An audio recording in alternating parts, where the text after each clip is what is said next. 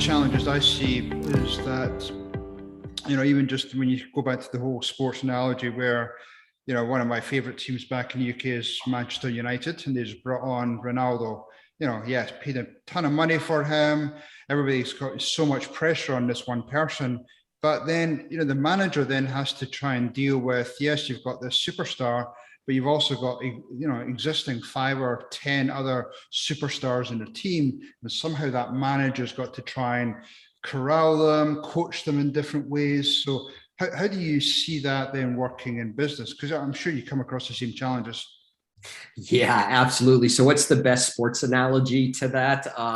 Would be, what's his name? Phil. He was the coach for the Bulls, and he had Michael Jordan, unbelievable, but he had Scottie Pippen, and he had, who was the crazy guy with the tattoos and all of that? Rod something. Oh, yeah, I know who you mean.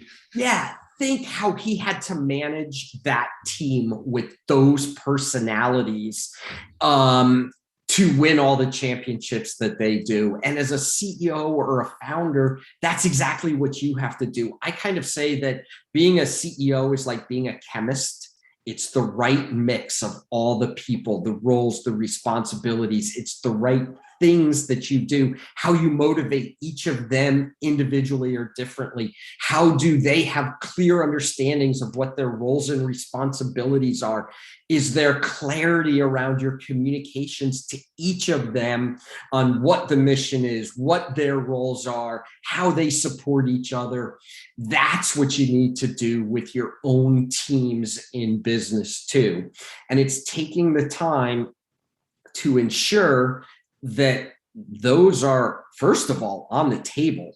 How many meetings have you been in with your own teams? And there's the person who sits off in the corner quiet, and then as soon as the meeting's over, they come into your office and go, "Hey, I didn't agree with this, or this." And I'm like, no. "Why didn't you bring it up in the meeting?"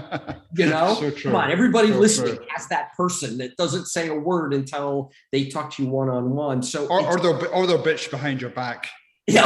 Oh yeah. No, really, Robert? I've never had that happen.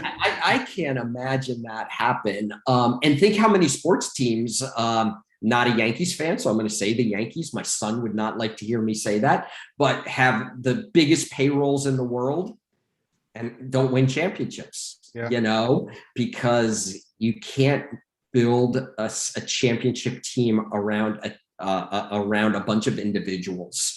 They need to be a team together. And that's where, I kind of work. And it kind of goes to those 4 pillars of a successful business. It's trust and cohesion among your leadership team. So does everybody trust each other? Do you have all the right processes, systems in place for people to do their best job? Is there absolute clarity about each individual's roles and responsibility? And finally, are your communications, is there clear communications? Are they understandable? Are they universal?